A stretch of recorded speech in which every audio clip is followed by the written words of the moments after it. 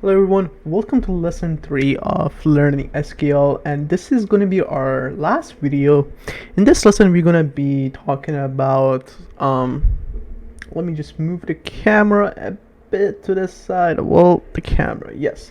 So in this lesson we're going to talk about foreign key and primary key, and what is foreign key and what is primary key.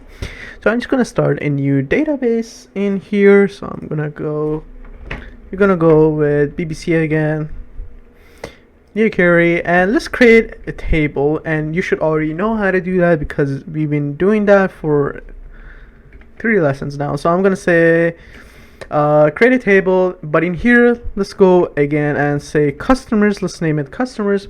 In here we're gonna say I have a customer ID. Now in here int, but in here I'm gonna set it up as a primary key. So if I want to, in last class, I hope you guys remember, if I want to change something, let's say I want to change the name or change something, then I can use the customer ID, say hey, use customer ID 1 from this user but change the age of this user. But you have to go back to our the last video for you guys to understand what I'm trying to say. But anyways, let's go with varchar install, and let's go install our last name.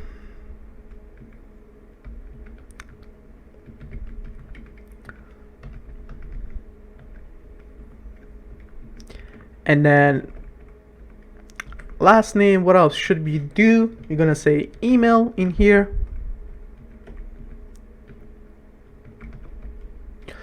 And email is again varchar because it's plain English. And let's just throw 100 here so you won't be confused. And then what we can do is just end it.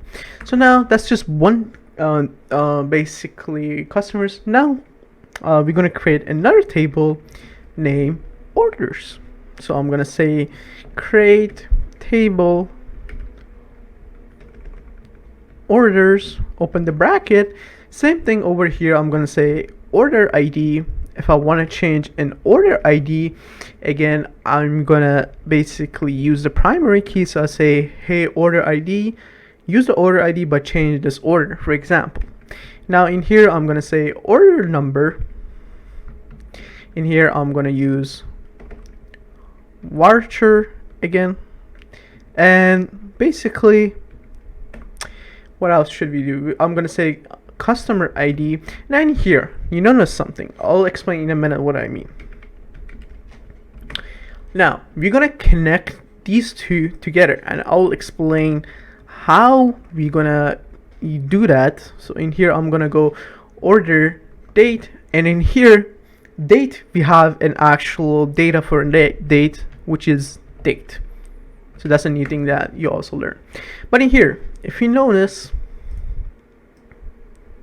we have in here primary key is for primary key. You want to change something, you can go ahead and change it using primary key. But in here, if you notice, we have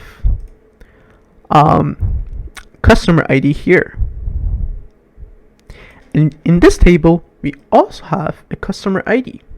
So we can use the foreign key, and what foreign key does, it basically uses the foreign key, connects them both together. So now since these two share one thing, and that one thing is customer ID, I can connect them together. So let's go ahead and do that. So in here, I'm going to say foreign key. So in here, I'm going to say whoa, yeah, that was weird. So in here, I'm going to say foreign key, then I'm going to use, like what I said, customer ID, close the bracket. Then in here, I'm going to reference this, and without reference, what it does, basically it sets, it adjusts the table to like view. So basically, it only works for your foreign key. So without foreign key, this wouldn't work. Without this, foreign key wouldn't work. So now in here, I'm going to say customers. Then in here, we're going to say customer ID. So why did I say customers? Well, it's because I'm creating a table named customers. Oh, customer, not customers, but whatever. So let's see. Did I misspell references? I don't know. Did I do it? Hopefully not, but in case, I'm just gonna copy and paste it. There we go, references. Okay, hopefully this is it. And now come here, close the bracket. So now if I run this, there we go. So if you did the command successfully, in order to check it, I'm gonna run. Now it should be 2 tables this time. There we go. So if you have 2 tables, you have customers and orders. And I hate how you won't let me run it. So in here I can go select from our customer. If I run it, there we go. But there's nothing inside of it, is because we haven't inserted anything into it. So I have a bunch of data that I made previously. I did all these commands previously, so I'm just gonna put them inside of it. Actually no, I can't do that because I have to now set it, otherwise it will get confused. So now I'm gonna say insert. Now I'm gonna execute it. Why is this not working, guys? Insert into custom. Oh, the reason it's not working is because when I did all of this by myself, I did it in customer actually. So now it's not working. Some of them work and some of them don't, because I made in here I said customer, but before it was customers, there was S. So you need to know that. But technically now these two, customer and orders, are now connected together. So let's see what we made. So if I go select from customer, and if I run it, there's some data here. We have John. Now I'm gonna go and say also select. So let's view both of them. So I'm gonna say select from orders. Now if I run both of them, we have 2 for orders and we have 1 for John. Now these are actually connected. So number 1, now I don't have number 2, so this, scratch this. This is not even supposed to be there since we don't have number 2. But number 1, John, his customer ID is this, and the order ID is also this. So these 2, and the order number for John is this. Now the last name, whatever, the customer ID goes back to John. So now these 2 are actually connected.